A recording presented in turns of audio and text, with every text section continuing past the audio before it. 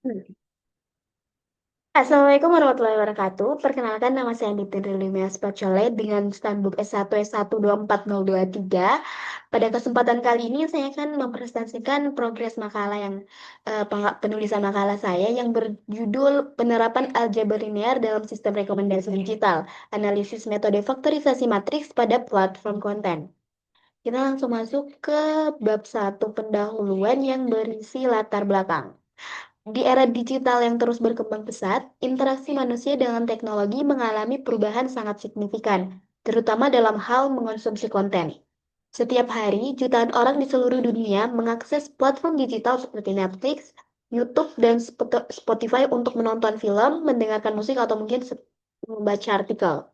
Namun, tidak semua konten yang tersedia relevan dengan minat atau kebutuhan setiap individu. Bayangkan jika setiap kali kita membuka aplikasi streaming, harus mencari sendiri film atau mungkin lagu di antara jutaan pilihan yang ada. Tentu hal ini akan sangat memakan waktu dan membuat pengalaman pengguna menjadi kurang menyenangkan. Sehingga untungnya teknologi sistem rekomendasi hadir sebagai solusi. Sistem ini mampu belajar dari perilaku, riwayat tonton, serta preferensi pengguna, lalu memberikan saran konten yang paling sesuai dengan selera masing-masing. Namun, pertanyaan kita, bagaimana sistem ini bekerja dengan begitu cerdas? Jawabannya terletak pada penerapan konsep matematika, khususnya aljabar linear. Seperti yang kita ketahui, aljabar linear adalah cabang matematika yang mempelajari vektor, matriks, dan transformasi linear. Konsep ini sangat relevan dan menjadi fondasi utama dalam pengembangan sistem rekomendasi modern. Platform digital menyimpan data interaksi antara pengguna dan konten dalam bentuk matriks besar, di mana setiap baris mewakili seorang pengguna dan setiap kolom mewakili sebuah konten. Nilai dalam matriks tersebut bisa berupa rating, jumlah penonton, jumlah tontonan, atau indikator interaksi lainnya. Namun seperti yang kita ketahui, tidak semua pengguna memberikan rating pada semua konten, sehingga mayoritas data bersifat sparse atau kosong. Nah, disinilah tantangan utama sistem rekomendasi muncul. Bagaimana memprediksi preferensi pengguna yang belum tercatat. Metode faktorisasi matriks yang merupakan bagian dari aljabar linear menjadi solusi efektif untuk mengatasi tantangan ini. Dengan memecah matriks besar menjadi dua matriks yang lebih kecil, sistem mampu menangkap pola tersembunyi dalam data dan memberikan rekomendasi yang lebih akurat dan personal.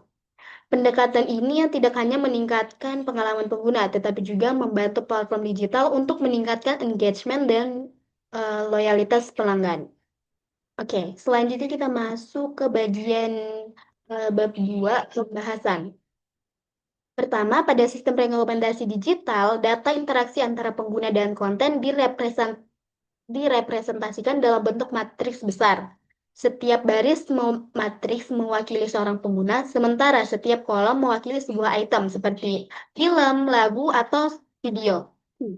Nilai dalam matriks ini biasanya berupa rating, jumlah tontonan, atau indikator interaksi lainnya. Namun pada praktiknya, mayoritas elemen matriks ini bernilai nol karena tidak semua pengguna memberikan rating pada semua item. Fenomena ini yang kita kenal sebagai data sparse. Lalu tantangan data sparse ini sangat signifikan. Sifat data yang sparse menyulitkan sistem untuk memprediksi preferensi pengguna yang belum tercatat secara eksplisit. Sehingga untuk mengatasi hal ini diperlukan metode yang mampu menangkap pola tersembunyi atau latent features dari data yang ada. Oke, selanjutnya saya akan menjelaskan arsitektur sistem rekomendasi secara singkat. Seperti yang bisa kita lihat, yang pertama itu proses dimulai ketika sistem rekomendasi diaktifkan. Data interaksi antara pengguna dan item dimasukkan ke dalam sistem sebagai input dataset. Data ini kemudian diproses melalui tahapan pra-pemrosesan, seperti pembersihan data, normalisasi, penanganan data kosong, dan transformasi data ke dalam format matriks user item yang sesuai untuk analisis aljabar linear. Setelah data siap, algoritma sistem rekomendasi dijalankan. Salah satu metode yang digunakan adalah faktorisasi matriks, di mana matriks user item diurai menjadi dua matriks laten untuk menemukan pola tersembunyi dalam data. Proses ini melibatkan perhitungan matematis berbasis aljabar linear. Setelah sistem menghasilkan rekomendasi, dilakukan evaluasi menggunakan metrik seperti RMSE atau Rate Mean Square Error dan MAE, mean absolute error atau tingkat kepuasan pengguna.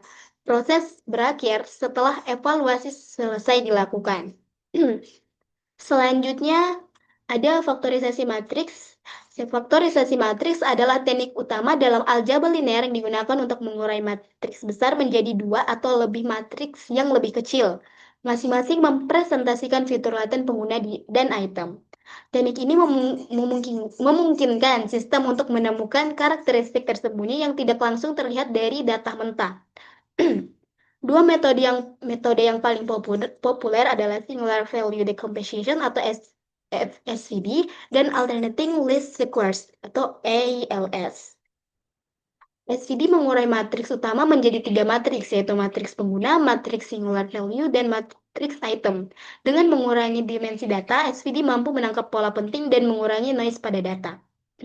Sementara itu, ALS melakukan optimasi iteratif untuk memperbarui matriks fitur pengguna dan item secara bergantian hingga mencapai konvergensi. Metode ini sangat efektif untuk data yang sangat besar dan sparse. Selain itu, teknik dekomposisi seperti GR juga dapat digunakan untuk meningkatkan stabilitas numerik dan efisiensi perhitungan, terutama saat menangani matriks dengan dimensi besar. Lalu ada permodelan latent factor, di mana ini adalah representasi abstrak dari pengguna dan item dalam ruang fitur yang lebih kecil. Dengan memodalkan latent factor, sistem dapat memprediksi preferensi pengguna terhadap item yang belum pernah diinteraksikan sebelumnya. Misalnya, jika dua pengguna memiliki pola interaksi yang mirip dengan beberapa item, sistem akan merekomendasikan item lain yang disukai oleh salah satu pengguna kepada pengguna lainnya. Pada platform seperti Netflix, YouTube, atau Spotify, faktorisasi matriks diterapkan sebagai bagian dari collaborative filtering. Prosesnya meliputi data cleaning dan logging, pembentukan matriks user item, faktorisasi matriks menggunakan metode seperti SVD dan ALS, prediksi preferensi pengguna, dan akhirnya merekomendasikan konten yang paling relevan kepada pengguna. Oke, sehingga secara keseluruhan makalah ini menunjukkan betapa pentingnya penerapan aljabar linear, khususnya metode faktorisasi matriks dalam pengembangan sistem rekomendasi digital modern.